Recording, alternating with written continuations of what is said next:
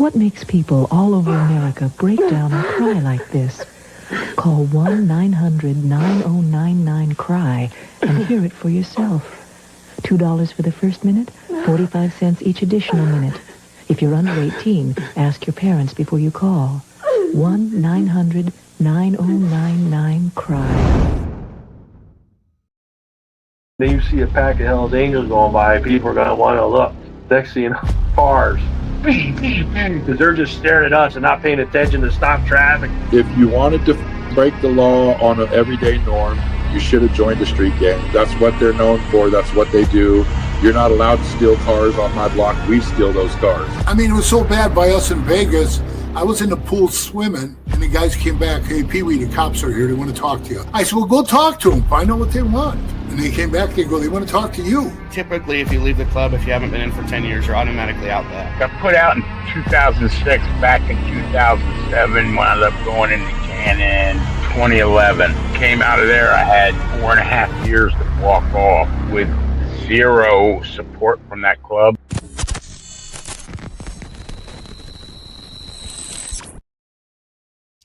Welcome to this episode of Chatting with Staxx. I'm your host, Bill Staxx, and today we got a great show for you today. Got a lot of great stories for you.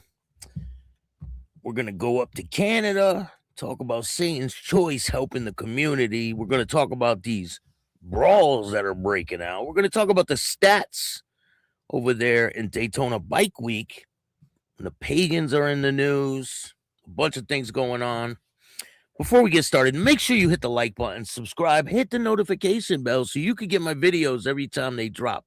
Tell a friend to tell a friend. Tell your mother's, brother's, sister's friend about Chatting with Staxx, the dopest motorcycle content on YouTube. I appreciate all you guys taking the time to watch this show.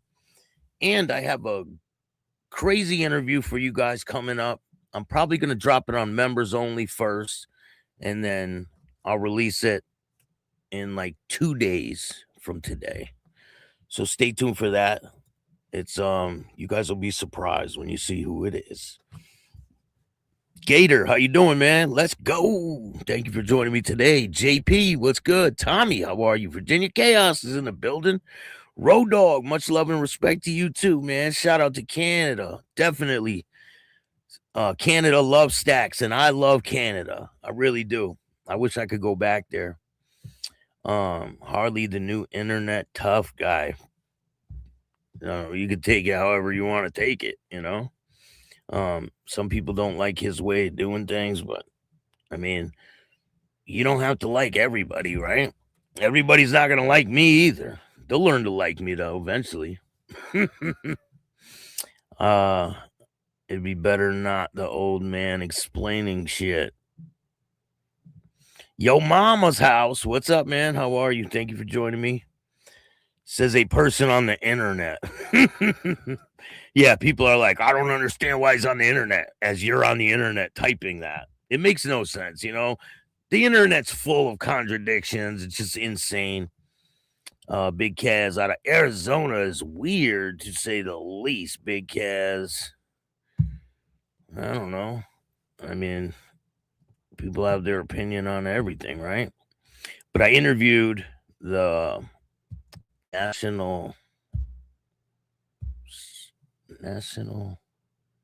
Sergeant of Arms? Yeah, the National Sergeant of Arms for the Satan's Choice USA edition. So stay tuned for that one. That one's going to be dropping soon. Herman, how are you, man? Shout out to you. I appreciate it. Shane says, I'm not a gangster. I'm not either. I used to think I was one, but I'm not. Gotta love Staxx. He gives the facts. Fuck the haters. I could go on. How's it going? Troy, what's up, man? How are you? Thank you for joining me. Appreciate you. So we're going to talk about the stats over there in Bike Week real quick.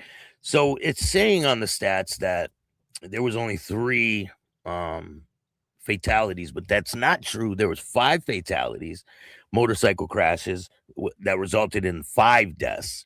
So Halifax Medical Center reporting slightly less admissions linked to Bike Week compared to 2025, but handles slight increase of motorcycle crash cases, the press says.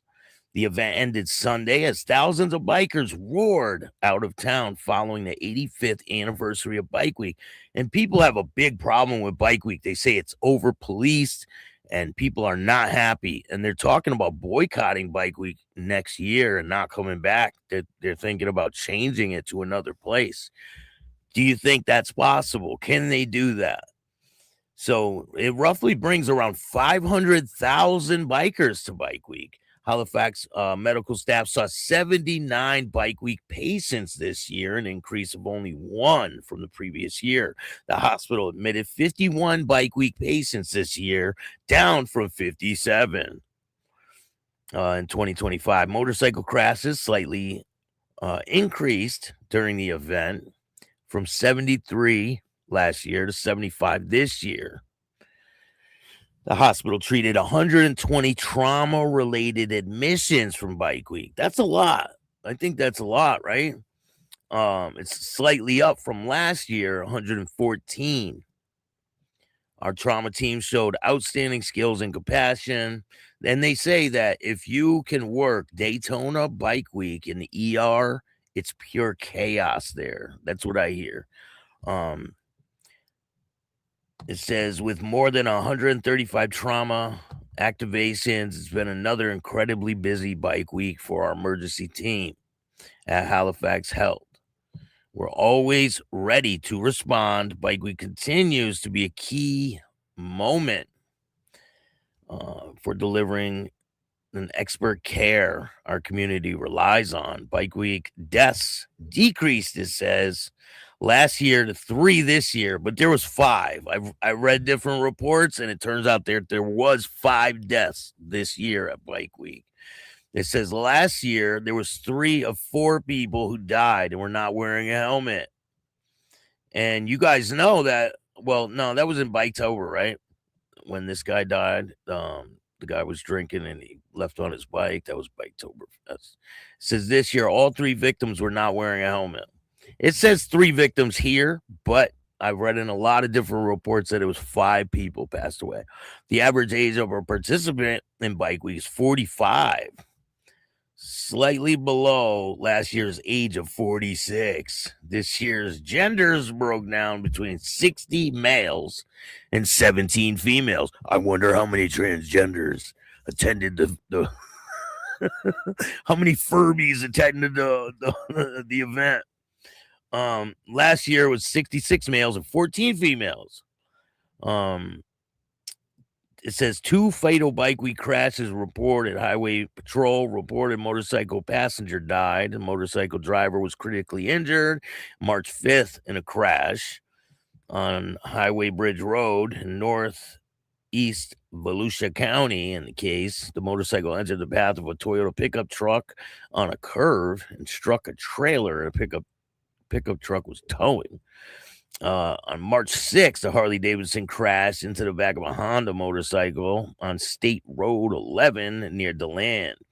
The Harley driver died at the scene, and his passenger was transported to Halifax Medical Center in critical condition, according to FHP. The passenger was a 76-year-old woman from Michigan, was pronounced deceased at Halifax Medical Center. Holy shit. I mean, to be 76 involved in a major motorcycle accident, it's incredible that they even made it to the hospital, right? I mean, people got to be careful, right? It stated on March 11th in response, the crash remains under investigation. The attendees' numbers for the 2026 were not available at the time of this press release. But I will bring you guys the numbers and stats of everything when they become available. I'm sure that they're out there. So I got a wild story to tell you guys about. So this guy from Ohio was a treasure hunter. He found millions of dollars in gold, right? And he refused to tell the authorities where the gold was. So they arrested him. And they put him in prison. He has been released from prison, and I guarantee you that they're going to follow this guy and try to find out where the gold is. This guy, he knows where a buried treasure is, and he refused to tell authorities. Well, fuck them. I don't want to tell them either. Why the hell would you tell them? Crazy, crazy. What do you guys think? Do you think they'll follow him until they find the bullion? Craig, how you doing? Thank you for joining me today. All the lights, please pull over. Bikers getting in their eyes. Man, it's crazy. Staxx, you should do a documentary about Bike Week in the ER room. That would be a good one, right? I got a tattoo from a red and white building. Forget the gentleman's name. That would be a good documentary. It would be that would be a good type of show. I'm too busy on the documentary I'm doing, but shit, I'll think about that next time, man. That's a great idea. A lot of accidents are either alcohol and you're running into the back end of a biker. Shane, thank you so much for the super sticker. I appreciate it. Pepper, how are you? Thank you for joining me from British Columbia. Finders keepers. What's going on, man? How are you? Mike, thank you for joining me, Mike. He's done 10 years, it said. Wow. Pops the Clubber, how are you? I hope Mountain Woman's doing okay. Please send my regards to her. He should have just kept his mouth shut. He did. That guy did keep his mouth shut. And that's why they put him in prison, because he wouldn't tell where the gold was. I guarantee you they're going to follow him and try to find out exactly what's going on. So we're going to talk about this story. There's a huge story going on right now about Sons of Silence members that got into a big bar brawl, right? This is in Louisiana. Let me see if I get this picture for you guys. You know, that one situation that I was covering. Shit.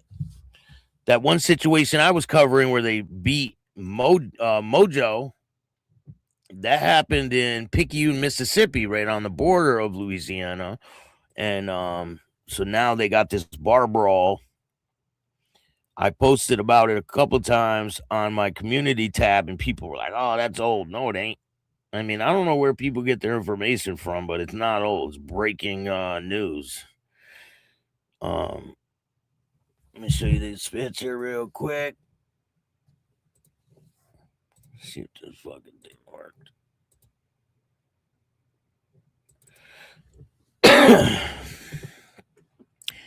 So, third suspect has been arrested in St. Amant bar fight.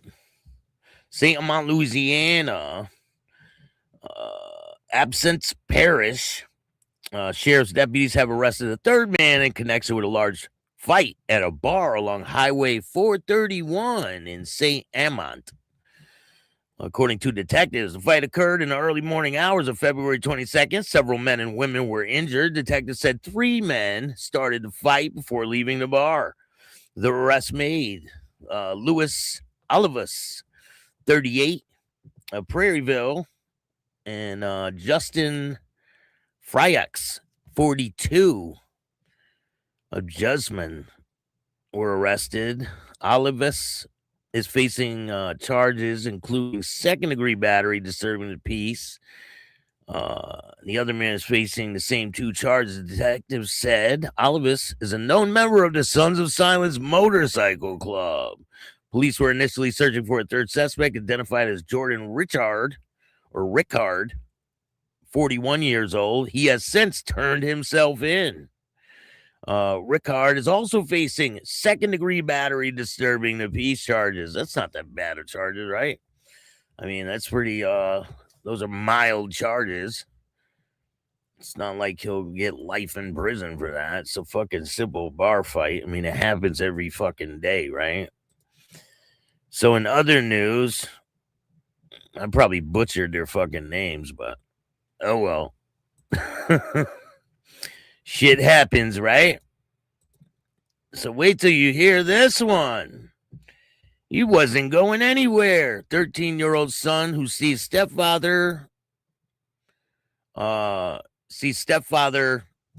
putting his hands around his mother's throat, steps in and beats him bloody.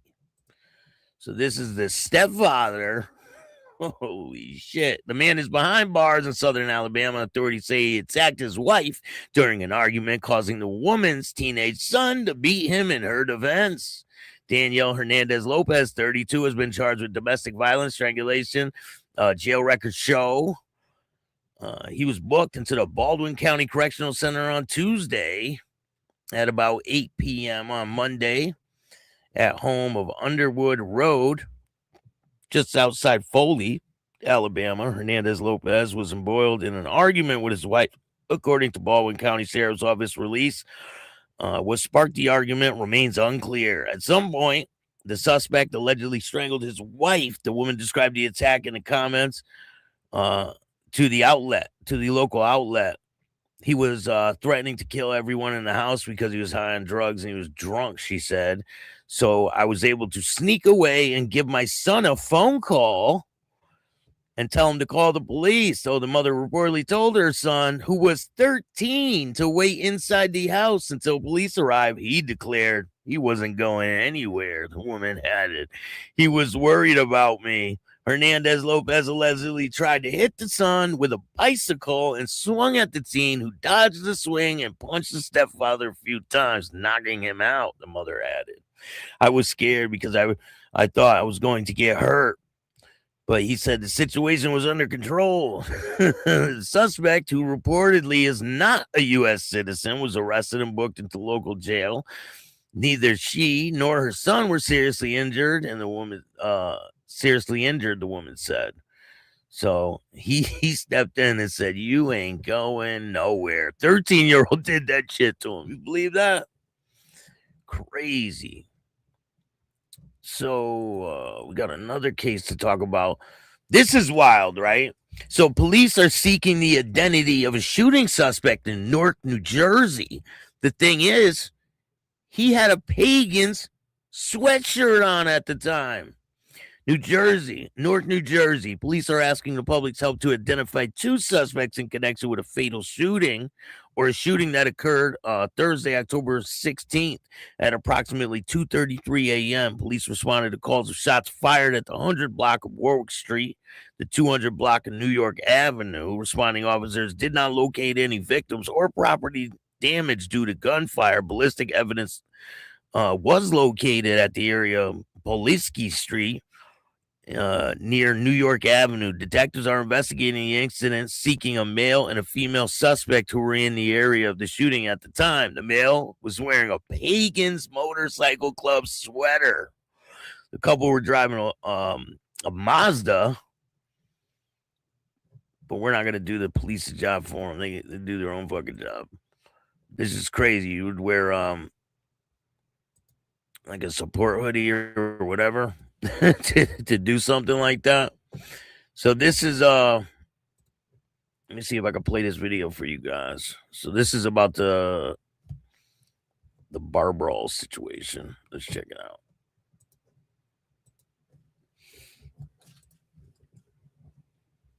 Range.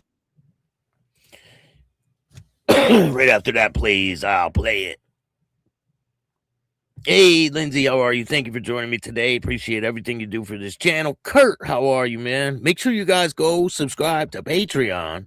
You will see exclusive content you can't see anywhere else. This month, sheriff's deputies say jail after a bar fight. Ascension Parish, 2 people are in jail after a bar fight in Sanoma last month. Sheriff's deputies say 38-year-old Luis Carlos Olivas and 42-year-old Justin Frios started a fight on February 22nd.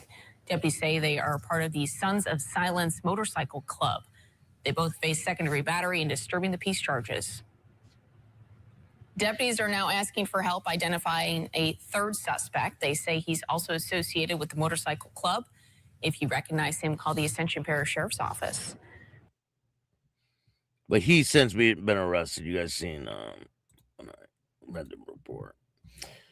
So in Florida, a woman gets 3 years for luring a friend into an ambush. Pete, this story's wild. This is out of Florida. A Florida woman who helped lure a male friend into a violent ambush carried out by her boyfriend will spend over a year behind bars after receiving credit for her time already served. Ariana Jagara, 23 years old, was sentenced Monday to 36 months in prison after pleading guilty to first-degree attempted murder with a firearm, conspiracy to commit first-degree murder, according to court records in Lake County. Lake County Circuit Court judge handed down the sentence, but credited the woman with 602 days she had already spent in jail while awaiting the outcome of the case. The credit means she has less than a year and a half to serve on her sentence. Prosecutors say the plot unfolded after the woman reconciled with her boyfriend, Brandon Perala, following a breakup that had lasted several months. Less than 2 days after the couple got back together, investigators say the pair began planning the attack on the man Perala believed was involved with the woman. The plan nearly turned deadly, according to Lake County Sheriff's Office. They were called to Peppermill Trail in Claremont around 1:53 a.m. after reports of gunfire. When they arrived, investigators discovered a chaotic crime scene littered with evidence and a violent ambush. Authorities recovered 21 spent 9mm casings from the roadway. The victim's vehicle had been struck at least 13 times with bullets, while 3 rounds hit a nearby Massey work truck, and another struck a mailbox. Despite the barrage of gunfire, the victim miraculously escaped without injury. According to investigators, the victim told deputies he had picked up the woman earlier that night so they could talk and smoke marijuana. During the week leading up to the shooting, he and Perala had been sending him threatening messages online. So they're sending you threatening messages online. You're going to go for a ride with her? Come on. At one point, the victim asked Guerrero whether Perala had any way to track her location. She had already told him he did not. While the pair were parked on Peppermill Trail, the victim said a white Toyota Camry with dark tinted windows suddenly pulled up in front of them. The man stepped out of the car wearing dark clothing and a mask and began firing a handgun equipped with an extended magazine. The victim quickly reversed the vehicle and fled the area, telling deputies the gunman had chased him west along Old Highway 50 before he managed to escape. Investigators later linked the suspect to the woman and Perala through license plate. Surveillance footage showed a car matching Perala's vehicle arriving at the woman's home just before the shooting. Detectives uncovered even more damaging evidence examining Guerrero's communications. According to investigators, Guerrero had been messaging Perala through text app. Hours before the shooting, conversation allegedly showed the couple discussing plans to kill the victim. At one point, authorities say Perala blatantly wrote about his intentions. "No, he's dying," he said in one message. Investigators say they ultimately helped refine the plan, suggesting Perala call her from a blocked number so she could convince the victim that nothing was wrong. She then allegedly sent Perala to her location shortly before the shooting began. The final message her sharing location was approximately 12 minutes before the shooting occurred. So she's hit. So she's been sentenced to 3 years. That ain't shit, man. He was later arrested in January and was found guilty of first-degree attempted murder. He remains in custody and is awaiting a sentencing hearing. So he is fucking screwed, man. Why would you throw your whole life away? So a member of the Pagans is searching to have his case dismissed, which definitely probably won't happen. Pagans member seeks dismissal of charges in West Norrington Wawa shootout case. Manuel Santos, a Norristown, one of the 9 alleged Pagan members an outlaw motorcycle club charged in connection with a shooting outside West Nortonton Wawa, asked the judge to dismiss the case against him, arguing prosecutors lacked the evidence tying him to the violence. During the pretrial hearing on Monday, Montgomery County Court, the defense attorney argued that there is no proof. He goes by the name Machete. That's great in court, right? They call me Machete. Manuel Machete Santos, 34. He was possessed a weapon in participation in the October 17th, 2025 confrontation.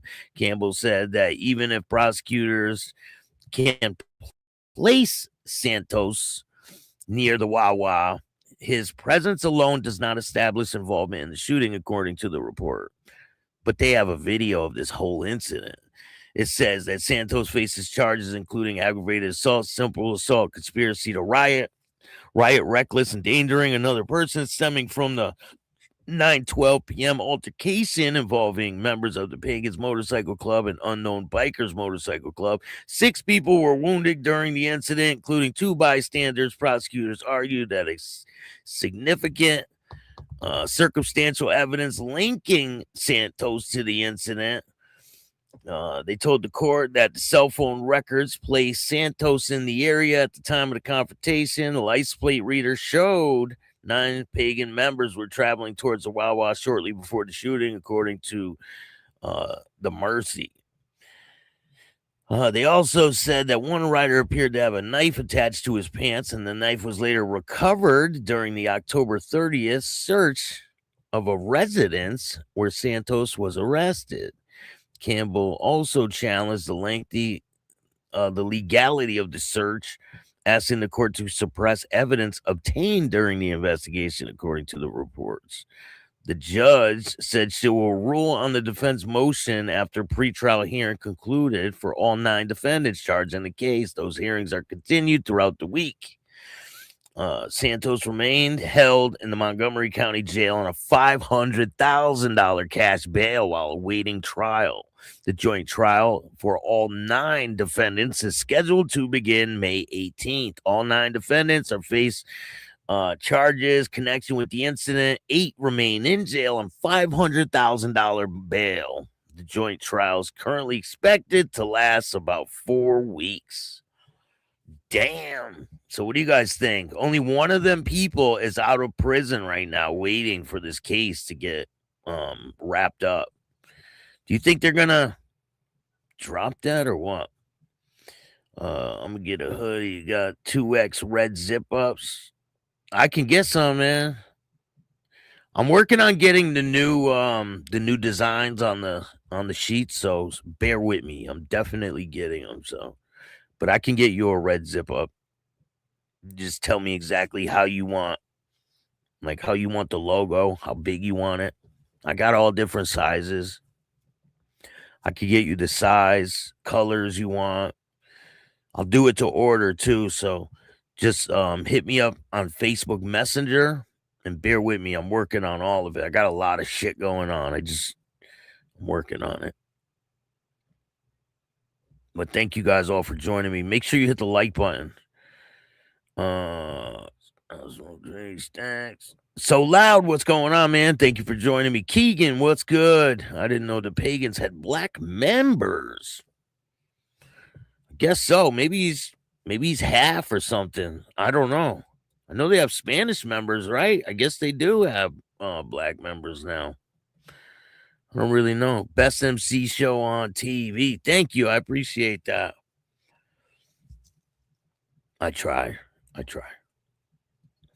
So, we're going to talk about, was he really a pagan? Yes. Yeah. I got pictures of him in his full cut and everything. So, yes, he 100% is a pagan. So I will put pictures of him in his full cut after this show. I'll put it on the community tab. So check it out.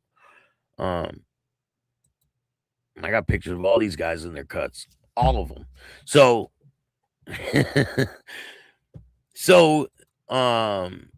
Satan's Choice, they are helping the community From infamy to community, revived Satan's Choice Motorcycle Club's open food program at Energy Corp. The name once associated with biker wars, bombings, and organized crime investigation is now appearing far different setting. The community food outreach in Northern Ontario. Members of the revived Satan's Choice Motorcycle Club have begun serving meals to people in need at Energy Court in Greater Sudbury. A surprising turn for a club whose earlier presence once stood at the center of some of Canada's most violent biker conflicts. For longtime residents and law enforcement observers alike, the move represents a stark contrast to the club's notorious past. I think this is a great thing for motorcycle clubs. They should do this more often and help the community. You know, a lot of them say they do, but then there's videos of them beating the shit out of women in bars and shit. It's just crazy. Like the other one, right? You guys know one we're talking about. They said, oh, we just got done with a ride for abused women and we went to a bar and that's what happens. So the club has a violent history. The original Satan's Choice Motorcycle Club was founded in the 60s and quickly grew into one of the most powerful outlaw biker organizations in Canada. By the 1990s, the club had become deeply entangled in the country's biker wars, particularly during the brutal conflict with the Hells Angels Motorcycle Club and rival fighting for control of drug trafficking networks in biker territory. One of the most shocking moments connected to the group came in 1996 when a bomb exploded outside the headquarters of the police in Greater Sudbury. Authorities linked the attack to individuals connected to an outlaw biker world.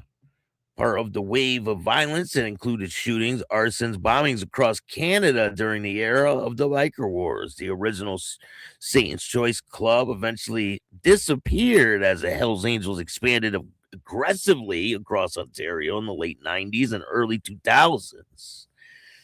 So the name reappeared years later. The Satan's Choice name has resurfaced, though organizers insist the modern version is not the same organization that it once fought in the Canada biker conflicts. Members involved in the new group say the club is focused on riding motorcycles, participating in community initiatives rather than criminal activity. One of those efforts is the newly launched food program operating at Energy Court, an area where community groups regularly organize outreach efforts for people facing homelessness and food insecurity. Club members have been handing out hot meals to residents in need, working alongside volunteers and local advocates. Really, I think this is a really great thing. Reactions in the community. The presence of the motorcycle club with such a notorious history has produced mixed reactions in the Greater Sudbury. Some residents welcome any effort aimed at helping vulnerable members of the community, noting that food programs in the area often rely on volunteers from many different backgrounds. Others remain skeptical, pointing that the club's past and role in the outlaw motorcycle club have historically played in organized crime investigations across Canada. Law enforcement officials have not indicated that current members are linked to criminal activity, but authorities continue to keep an eye on the revived club of any historical significant motorcycle club. The complicated legacy, the Satan's Choice name carries a complicated legacy in the Canadian biker culture. During its peak, the club was one of the most recognizable outlaw motorcycle organizations in Ontario, with chapters in multiple cities and close ties to the underground biker scene that dominated the region before the expansion of the Hells Angels. When the Hells Angels absorbed several Canadian biker clubs in the late 90s, Satan's Choice effectively vanished from the landscape. Now, decades later, the revival of the name in its involvement in the community outreach is raising questions about whether the group, once tied to violent biker conflicts, can change the way people look at the club. What do you think? Do you think it will change the reputation of this club, them doing things like that and trying to help the community and give out food to the homeless and less vulnerable people, or vulnerable people that need it? I think it's a great thing, and I think more people need to do that and help their community. You guys know I go and feed the homeless every chance I can, especially around the holidays when people need it more than me. You know what I'm saying? Comments make you angry. How you doing, man? Thank you for joining me. Choice is helping the homeless. It goes a long way. When the government don't help, does the government help at all up there? They don't do shit here either. Everything relies on donations here. And they're saying that up there, it's the same way. Everything relies on volunteers and donations. We got 81 people in the house. How ironic is that? Make sure you guys hit the like button, share this video, tell a friend to tell a friend. I appreciate every single one of you. The government ban guns is my guess. It's crazy. I guess they're going to ban Glocks in Connecticut, they said, because they can be transferred into fully automatic weapons. They want to ban weapons so people can't defend themselves. The government is overreaching very hard, and I think it's going to come to a boiling point at some point. I mean, it's crazy.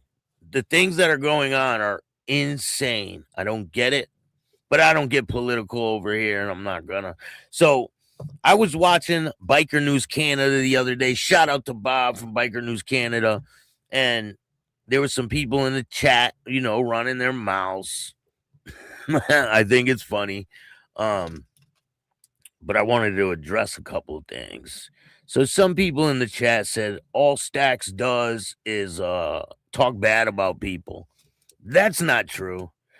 If you're butthurt, right, that I exposed George Christie, you'll get over it, because George Christie needs to have his bubble popped. I'm just telling the truth. I'm not up here lying on the man, and I'm not going to discredit what he's done in that community, right? He's done a lot. He is a legend in that community, but he can't underscore Mike Lynch. Mike Lynch was the secretary, so he handled the money for the whole West Coast. He was good enough to handle the money for the West Coast, right? But you say he was a nobody. So it really makes sense. This doesn't make sense, the stuff that you're saying, George. And you even got your wife talking shit. It's just crazy, man. It's just, I don't get it. I really don't get it. Idea of supporting your local MC should be involved in MC supporting the people of the community. That's definitely right, James.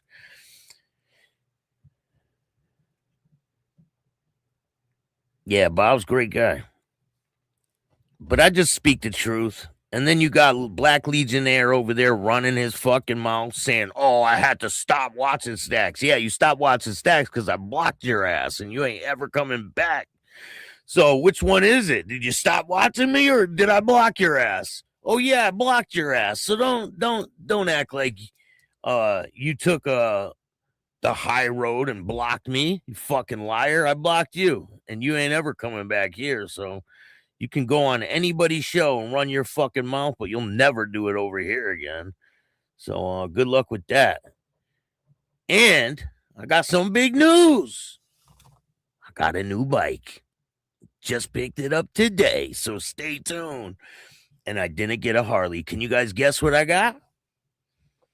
Guess what I got? And what's today? Thursday, right? So Harley's giving away a fucking Lamborghini tomorrow. So you guys signing up for that? The giveaway? This dude's giving away a Lamborghini. I got a Triumph. Oh, yeah. A Vespa. Yeah, I got a Vespa. Nah, I got a Triumph. Yeah, I got a Vespa, man. No, a Vespa. No, I got a Triumph. Triumphs are great. Yeah, it is great. It's a nice fucking bike, too. I got a Huffy, man. No, it's not brand new. No. I got a great deal, though. Triumphs are dope. Hell yeah, they are. I've always wanted one. Now I got one. So I'm looking forward to spinning the block on that fucking thing. It's going to be nice.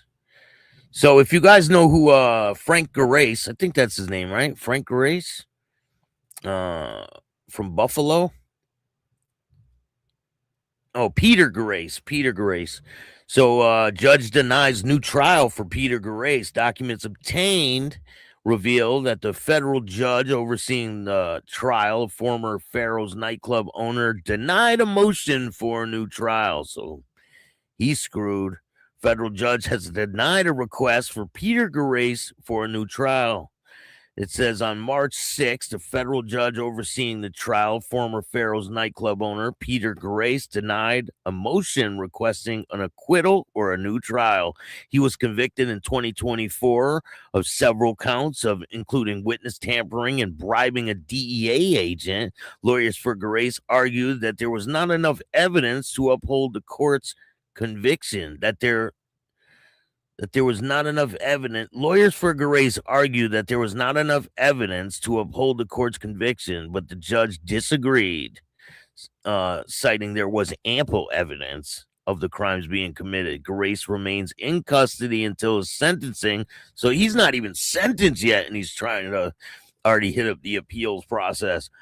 Gerace is also facing another federal trial where a former nightclub owner is accused of conspiring with members of the Outlaws Motorcycle Club to kill a former dancer and key federal witness in a drug and sex trafficking trial. That trial scheduled to begin in the summer. So the woman died of an overdose, and we'll see what happens with all that. It's crazy. Keegan, thank you. I appreciate that. Paula, thank you. I appreciate that. Did you flush me, homie? Nah, man. Why would I flush you, Kurt? No Grow, thank you for joining me today. My second bike is a Triumph Tiger 800. That's dope, man. I inherited my uncle's. Indians are dope, too. Yeah, they are.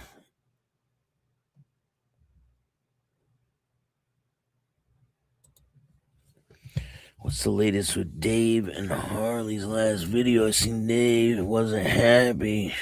I don't know. Wasn't happy in opening 6 chapters. I have no clue. I try to stay out of all the drama, you know. But I got a new interview dropping with the Sergeant of Arms of Satan's Choice, United States chapter, or the United States club. So stay tuned for that one. It's going to be dropping in like 2 days. But if you want to see it first, join the membership. Go to Patreon. A lot of exclusive content. I got a lot to do. I'm working on this documentary. I'm trying to get it finished, but I don't want to rush it. I want it to be good for you guys. You guys are going to love this documentary. It's got the most ex-members on one documentary. It's pretty insightful. A lot of great information. But if you guys like this show, hit the like button, subscribe, hit the notification bell so you can get my videos every time they drop. Tell a friend to tell your friend. Tell your mother's brother, sister's friend about Chatting with Staxx, the dopest motorcycle content on YouTube. If you want to donate to the show, you can hit up the Cash App at Chatting with Staxx. Or you can hit up Venmo, PayPal, Super Stickers, Super Chats, Zelle, all that good stuff. I need to fill the pockets up again. Join Patreon. We got a lot of subscribers on Patreon. Make sure you join Patreon. a lot of exclusive content. Spotify, go check me out on Spotify. Watch some of the videos. Follow me on Spotify. And if you want to be on this show and tell your story, just email me at billstax2021@gmail.com. I got a lot of great guests on the way, and I'm going to keep grinding for you guys. I appreciate all you guys. Hope you have a great day. I'll talk to you soon.